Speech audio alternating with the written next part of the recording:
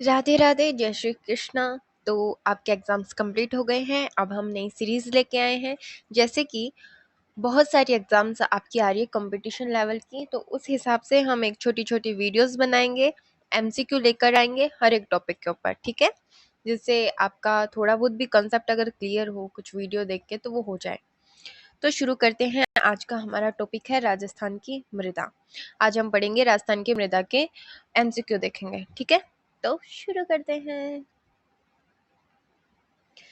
राजस्थान में कितने प्रकार की मृदा पाई जाती है? देखो, राजस्थान में कितने प्रकार की मृदा पाई जाती है, तो राजस्थान में पाई जाती है 5 प्रकार की, ठीक है। कितने प्रकार की? 5 प्रकार की जो मिट्टी है वो पाई जाती है। राजस्थान में सर्वाधिक क्षेत्र में विस्तृत मृदा कौन सी है? देखो, सर्वाधिक क्षेत्र में है तो वो है जलोढ़, और सर्वाधिक मात्रा में है तो वो है बलुई मिट्टी। देखो, बलुई मिट्टी सर्वाधिक मात्रा में पाई जाती है और जलोढ़ मिट्टी सर्वाधिक क्षेत्र में पाई जाती है। अब सर्वाधिक क्षेत्र में कैसे पाई जाती है? ये पूरे पूर्वी भाग को अपने वश में कर रखा है इसने। राजस्थान का जितना भी पूर्वी भाग है उसमें जलोढ़ मिट्टी ही पाई जाती है, ठीक है। जैसे जयपुर, दौसा, ये वाला जो एरिया है इसमें जलोढ़ मिट्टी पाई जाती है, तो ये सबसे ज्यादा क्षेत्र में विस्तृत है। काली मृदा राजस्थान में किस भाग में पाई जाती है? तो काली मृदा दक्षिणी भाग, ये दक्षिणी पूर्वी भाग में पाई जाती है। कोटा, बारा, बूंदी, झालावाड़ इधर पाई जाती है, दक्षिणी पूर्वी भाग में, ठीक है। राजस्थान की कौन सी मृदा रेगिस्तान में अधिक पाई जाती है? तो बलुई मृदा रेगिस्तान में अधिक पाई जाती है, बालू कहते हैं जिसे। काली मृदा को स्थानीय भाषा में क्या कहा जाता है? तो कपासी कहा जाता है। देखो, काली मृदा में सबसे अधिक जो फसल उगती है वो नकदी फसल या कपास की फसल होती है, तो काली मृदा को कपासी कहा जाता है। जिधर कपास आ जाए उधर काली मृदा है। जलोढ़ मृदा राजस्थान में किस नदी के किनारे पाई जाती है? तो ये चंबल नदी के किनारे पाई जाती है। जलोढ़ मृदा चंबल नदी के किनारे पाई जाती है। दोमट मृदा किस फसल के लिए उपयुक्त होती है? तो ये गेहूं के लिए उपयुक्त होती है दोमट मृदा। और लाल मृदा उपयुक्त होती है मूंगफली के लिए। बलुई मृदा किस जिले में सर्वाधिक पाई जाती है? बलुई मृदा किस जिले में सर्वाधिक पाई जाती है? तो बलुई मृदा पाई जाती है जैसलमेर में। कहाँ पाई जाती है? जैसलमेर में। जैसलमेर में रेगिस्तान है और बलुई या रेतीली मिट्टी रेगिस्तान में ही पाई जाती है, तभी तो वो रेगिस्तान है। जलोढ़ मृदा राजस्थान में कहाँ पाई जाती है? तो इधर धौलपुर में पाई जाती है। इन सब में से कौन सी मृदा सबसे अधिक उर्वरक होती है, मतलब उर्वरता सबसे अधिक जलोढ़ मिट्टी की होती है? लाल मृदा का रंग किसके कारण होता है? लो ऑक्साइड के कारण होता है। आयरन के कारण लाल मृदा का रंग लाल होता है, ठीक है। अब इधर लो ऑक्साइड नहीं आएगा तो आयरन आएगा, आयरन आपको कर देना है। जलोढ़ मृदा किसके द्वारा लाई जाती है? तो नदियों के द्वारा जलोढ़ मृदा लाई जाती है, ठीक है। किसके द्वारा लाई जाती है? नदियों के द्वारा। राजस्थान की सबसे उपजाऊ मृदा कौन सी मानी जाती है? तो जलोढ़ अभी हमने देख लिया।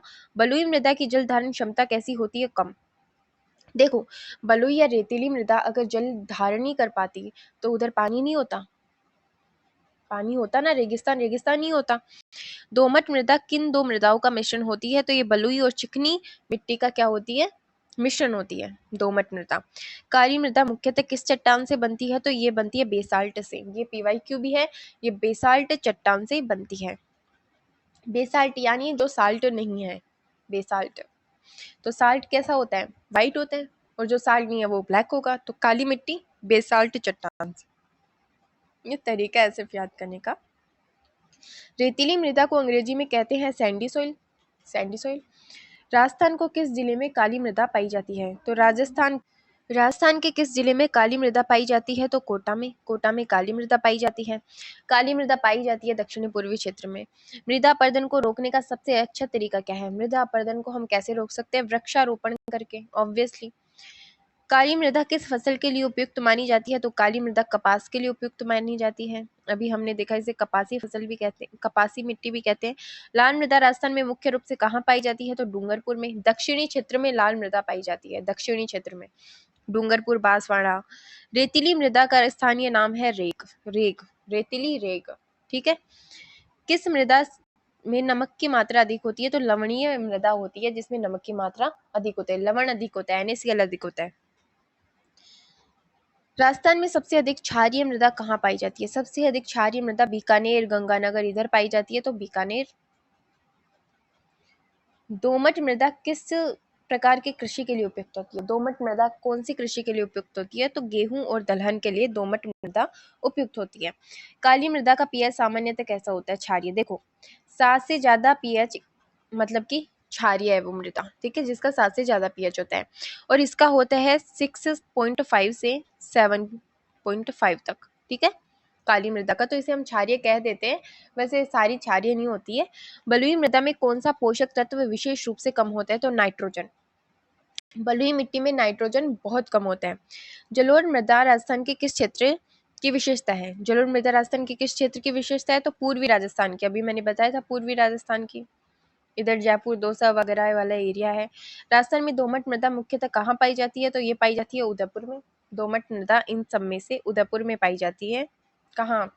इधर दक्षिण में।